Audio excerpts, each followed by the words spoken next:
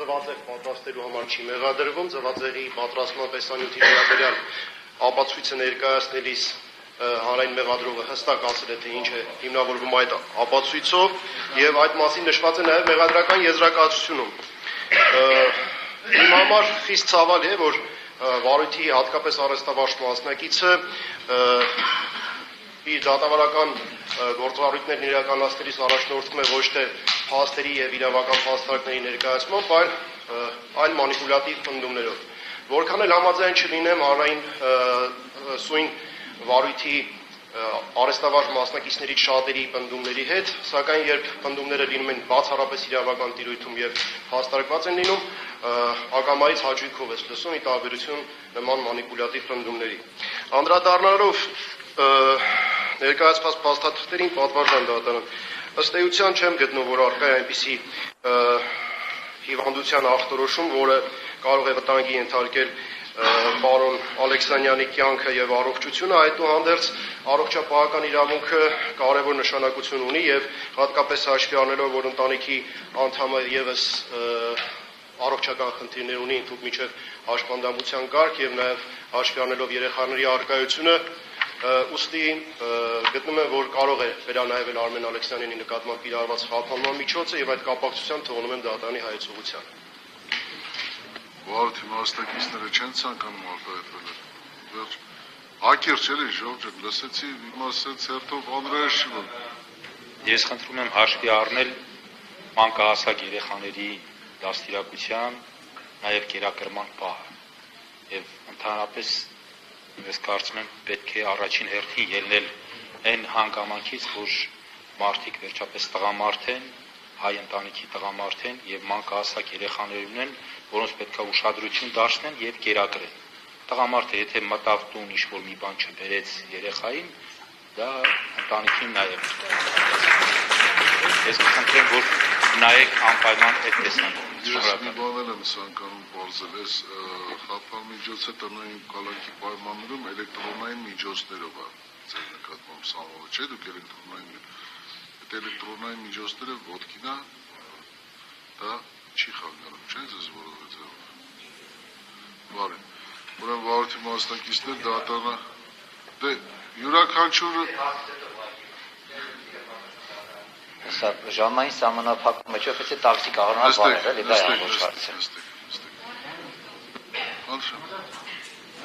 Պատվարժան դատարան, հարգելի մեղադրողը ճիշտն ասած իր խոսքում նշեց, որ հիվանդության տեղեկանքները եւ պատմությունները ուսումնասիրելով կյանքին վտանգ սպառնացող ոչինչ այս պահին չտեսավ, բայց պատվարժան դատարան, ինչպես պարզ դարձավ, Արմեն Ալեքսանյանի մոտ այդ հիվանդությունը առաջացել է կալանավայրում, կալանքի ձևով, երբ որ ազատազրկվել է,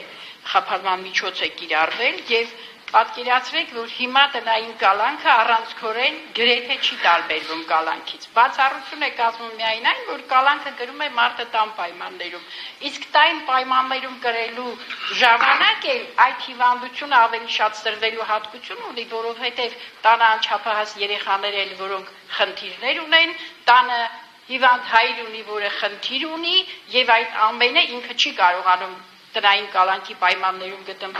գտնվելու պայմաններում հոգալ իր ընտանիքի հոգսերը եւ այդ հիվանդությունը սրվելու նաեւ հատկություն ունի։ Խնդրում եմ այս ամեն ինչը հաշվի առնել եւ փոխել Արմեն Ալեքսանյանի խափանման միջոցը։ Քանով որ դատարանին հայտնի է, ես չեմ ցանկանում կրկնել այդ ախտորոշումը, այդ ախտորոշումը դեռևս բժշկական այսքան բժշկությունը, այսքան այս պայմանությամբ չի կարողացել որոշել, թե ինչի պայմաններում է մեղմանում եւ ինչի պայմաններում է սրվում։ Վերջնական չեն կարողացել ճշտել։ Դա իրոք բարդ է։ Նստեք, պետք չի պատասխանել։ Բայց փաստը մնում է, որ կալանավայրում է այդ։ Դա իրոք բարդ հիվանդություն է, բարդ հիվանդություն է։ Եվ դատարանայս ամենը հաշվի առնելով գտնում որ տնային կալանքի ժամկետը լեռանալուց հետո ձեր նկատմամբ խափան միջոց տնային կալանքի ժամկետը երկրաձգելու անհրաժեշտություն չկա, այն կփոխվի, վերածվի որպես խափան միջոց վարչական հասկողություն կիրառվի, վարչական հասկողության ընթացքում դուք շաբաթը 2 անգամ պարտավոր եք ներկանալ ձեր բնակության վայրի պրոբացիայի ծառայություն, գրանցվել այնտեղ առանց վարույթ իրականացնող մարմին չփոխել ձեր բնակության վայրը ժամը 22:00-ից մինչև առավոտյան ժամը 8-ը չբացակայել ձեր բնակության վայրից, բնակության հասցեից։ Նաև այդ ընթացքում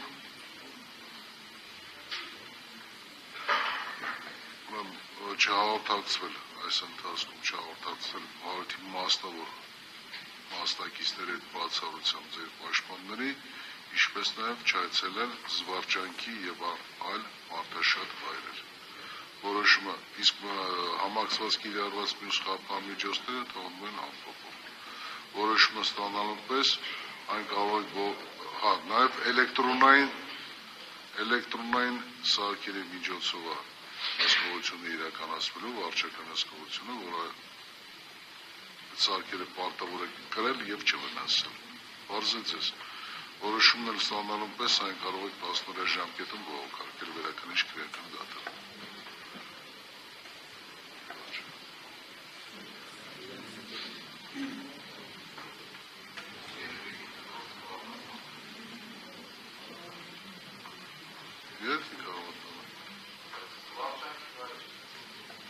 Եթե դպրոցը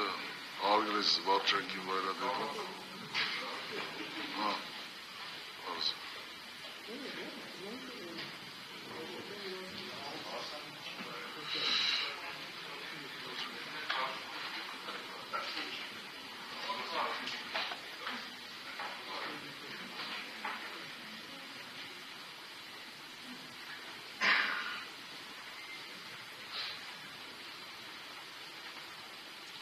հաջորդ